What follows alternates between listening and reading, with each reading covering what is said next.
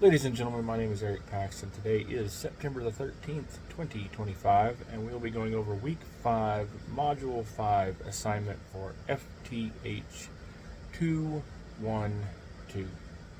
That is the Striker Fired Pistols course, and we are going over this one right here, which I'll go ahead and show clear. No magazine, no ammo in it. Over this particular firearm here, which is the Palmetto State Armory Dagger Compact, which is a clone of the Glock 19. For part 1, we were to field strip our firearm off of camera, manipulate the action components to best identify areas needing improvement for smoother trigger feel and weight, feel, look, and listen for grittiness and friction in your edited videos. We were to share findings with our instructor. Off camera, please reassemble it. And we were also off camera supposed to measure the trigger pull before any mods were made. Share the measurements with our instructor in our edited video, and that is what we're doing here. During the off camera portion, I disassembled the firearm, looked for anything that looked rough, gritty, or anything moved pieces around, and everything felt pretty smooth because, in fact, this is a brand new, never before fired firearm, so it should be fairly smooth. When measuring the trigger pull, I did 3 different measurements. All came out to be exactly 4 pounds even each and every time. So I would say it's safe to say that it's a 4-pound trigger, which is pretty light for a any kind of pistol, really. So I believe that is pretty good. I don't feel any grittiness in it or anything like that. Because I've, in a sense, getting it, cycled it a bunch of times, messed around with it, kind of just getting familiar with it. So we're going to move on to part 2, which is the layout die application portion. I'm going to go ahead and pause this video right here and do that part that I'm supposed to do off camera, and then come back on and show you guys what is the next step. Alright, ladies and gentlemen, welcome back. We have done our layout die on our pieces, and as we've taken it apart, I will be dead honest with you, I was expecting to see a lot of rubbing, grinding against things, kind of making our little spots, and just not seeing any. I'm not seeing any marks that really would say that anything has rubbed or ground against anything, has created any kind of just marks of any kind. Really, it's kind of pretty surprised, to be quite honest with you, that nothing has ground against anything, nothing has made marks. So at this point, I would say that this being an example of one, out of however many of these were made, that this one was made pretty well, because it just doesn't have any areas that I say would really need any attention. It looks to be in absolutely just the perfect spot. So with that said,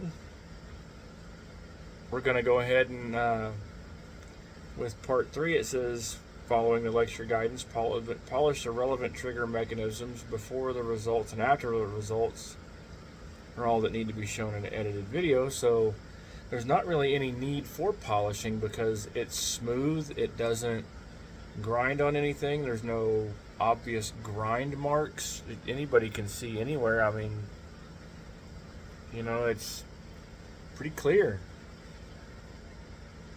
So I would say part 3 is really not a necessity, because it doesn't have anything grinding. So we'll stop there and we'll move on. We'll restart the video when we reach that portion. Ladies and gentlemen, we are back. I'm going to go ahead and show clear on the firearm we're working with. You can see nothing in it. Chamber is empty, no mag present, no ammunition in the workspace. Okay, so for this one, we did are changes of some stuff. I changed some springs, the firing pin safety spring, the striker spring. We tried installing the trigger bar that they sent, which was this one. This was the, I can find the little package, the Ghost Inc. Evo Elite 3.5. And with this one installed, the trigger would absolutely not work. It did not want to do a single thing. So I had to rack the slide rearward, take off the striker plate, remove the striker and the safety, the extractor plunger, let the slide forward, pull down the takedown bar, and slide the slide off manually without being able to use the trigger like you would on a normal Glock, or any Glock clone for that matter. So it just wasn't working. Upon further research, there is a little bit of kind of grinding or trimming on that bar that needs to be done. But to be quite honest, I don't think this firearm really needs it. I believe this firearm has a very, very good trigger for what it is. I mean, yeah, there's a little take up in the safety, but you know, is what it is. I'm cool with it. I like it the way it is. You know, are there any other mods that I would make to trigger components to improve the trigger feel and weight?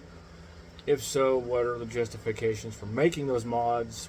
Would it pass safety inspections after these mods were made? The only mod I would really make or adjustment would be a replacement trigger to maybe get a little less take up on it. You know, a flat face trigger shoe or something.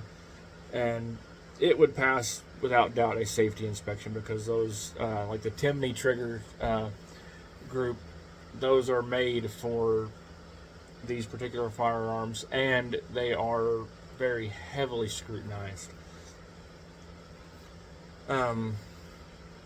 Let's see. Would any of these modifications negatively affect the performance of the system? No, I don't believe it would. It would, if anything, improve the system by taking some of the slop out of the trigger. But for a factory trigger, the slop on this one's fairly minimal, so it's fairly decent.